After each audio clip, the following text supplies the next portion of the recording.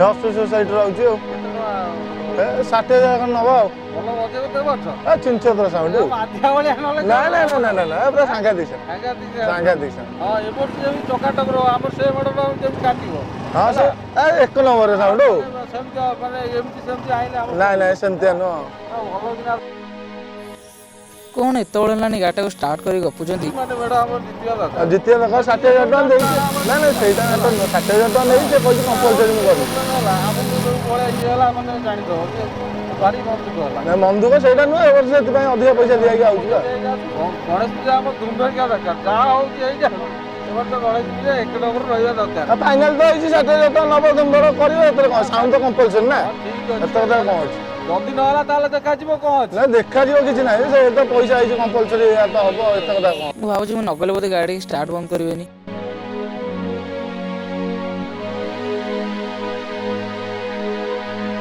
कोन हला स्टार्ट के बंद कलो ମୁଁ ଦେଖୁଛି 10-15 ମିନିଟ୍ ହେବ ଗାଡ଼ି ଷ୍ଟାର୍ଟ କରି କାହିଁ କଥା ହେଉଛ। ଗାଡ଼ି ଷ୍ଟାର୍ଟ ବନ୍ଦ କରି କଥା ହେଲେ ଚଳନ୍ତାନି। ତମର ତ ଯାହା ତେଲ ସରୁଛି ଏ ଦେଶରେ ବି ତେଲ ସାରି ଦେଉଛ। एडी गइल देशभक्ति देखौ तेल on चुक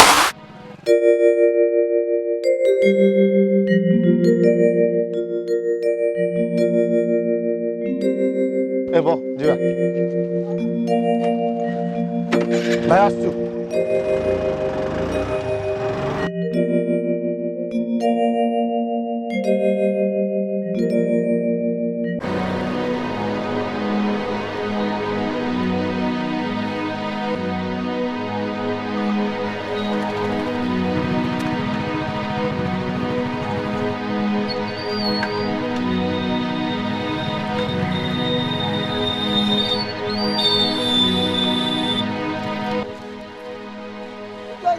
एडी गइल देशभक्ति देखौ तेल on चुक ଭାଇ କ'ଣ ହେଇଛି କି? भाई गाड़ी तेलटा सर जाइछि ରୁହ ମୁଁ ଗାଡ଼ିରୁ ତେଲ ବାହାର କରି ଦେଉଛି।